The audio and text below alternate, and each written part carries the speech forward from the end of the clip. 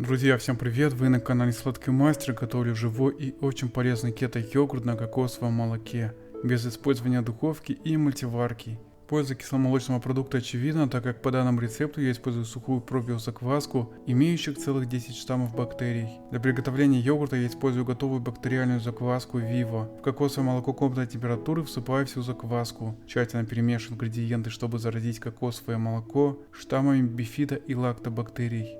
Кокосовое молоко распределяю по готовым емкостям. Еще раз перемешиваю кокосовое молоко в каждой баночке.